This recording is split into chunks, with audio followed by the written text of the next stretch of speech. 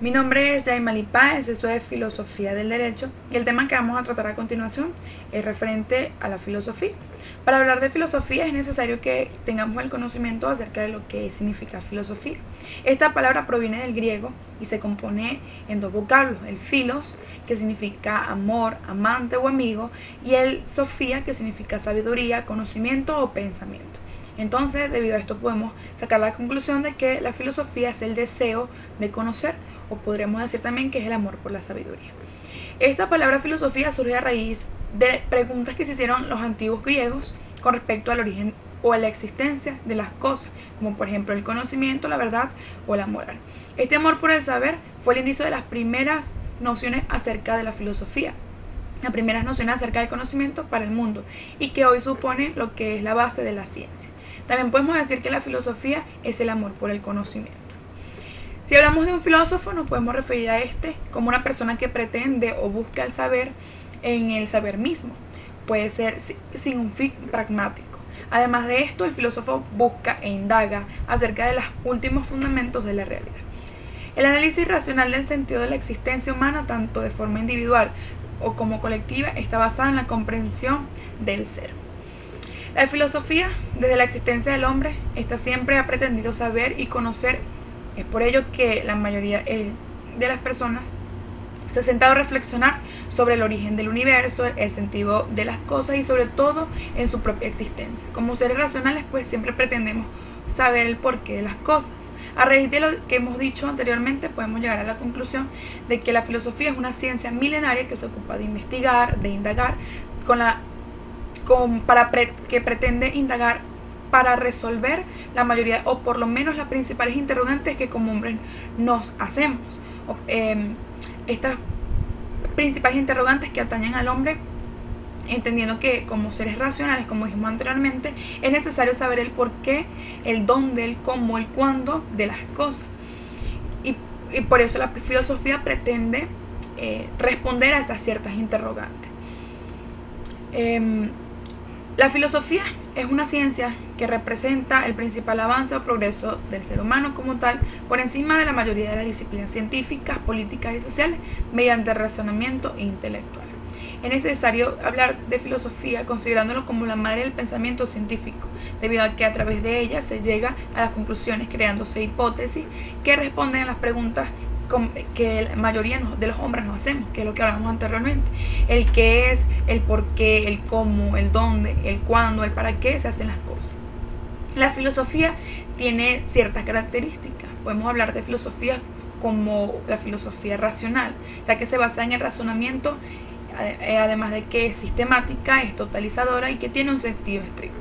La filosofía, además de esto, se divide en dos grandes ramas, entre las que podemos nombrar la teórica, que incluye lo que es la metafísica, la ontología, la lógica, la estética, la gnoseología.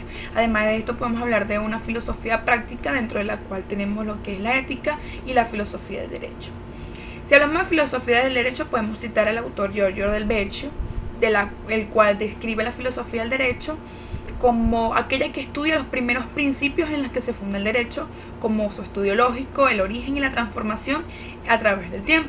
Esta pretende llegar a una explicación unitaria e integral de la esencia de lo que es el derecho. Es necesario hablar de la filosofía y sus métodos de estudio. Si hablamos de los métodos de estudio, necesitamos saber del método según Galileo. Este método consistía en la demostración rigurosa tomando como modelo lo que era la matemática, lo cual se ponía en práctica, es decir, era aplicada y que se comprobaba por medio de la experiencia. Además de esto, este método estaba ligado a lo que era el método de Aristóteles, es decir, Galileo se basaba mucho en lo que era el método de Aristóteles para aplicar este método. El método según Descartes estaba basado en lo que eran las reglas ciertas y fáciles, que pretendían no confundir lo falso con lo verdadero, por lo que empleaba lo que era la evidencia. Podríamos hablar de esto en ciertos puntos que él colocaba, y era que no aceptar como verdadero lo que la evidencia dijera que era verdadero, era falso. Es decir, si era falso, era falso, y si era verdadero, era verdadero. Además de esto, el dividir cada una de las dificultades en tantas partes como fuera posible, de forma de que éstas pudieran resolverse. ordenar los conocimientos de lo más sencillo a lo complejo con la finalidad de resolver. El método, según Bacon, estaba basado en la teoría de la casa del pan. El pan era un dios que descubrió a la diosa Ceres. Mediante esta teoría, Bacon afirmaba que no era necesaria una experiencia, sino que había que variarla, transferirla, prolongarla, invertirla y compararla. Tenemos el método mayéutica, que era una propuesta por Sócrates y que consistía en emplear el diálogo para llegar al conocimiento. Además de esto, tenemos lo que es el método deductivo, que parte de lo general a lo particular, es decir, consiste en extraer de una proposición universal las distintas conclusiones particulares implícitas en ella. Además de esto, tenemos el método inductivo, que parte de lo particular a lo general, es decir, que parte de las observaciones de los casos particulares para llegar a una verdad general.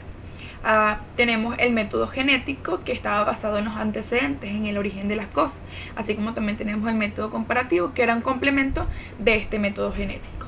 Tenemos lo que es el método morfológico, que consiste en el análisis de cada una de las culturas en sus correspondencias y en su íntima unidad como realización o expresión del alma colectiva.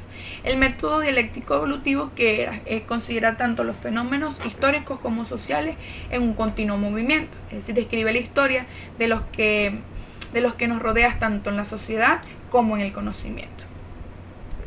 Tenemos el método fenomenológico, que trata de eliminar los elementos casuales a través de la reducción, tanto fenomenológica como la reducción eidéctica. Por último, tenemos el método racional, que como su palabra lo indica, pues está basado en el razonamiento o en la razón, y que se procura obtener una comprensión de y una visión más amplia sobre el hombre, sobre la vida y lo que es el mundo y el ser como persona. Muchas gracias.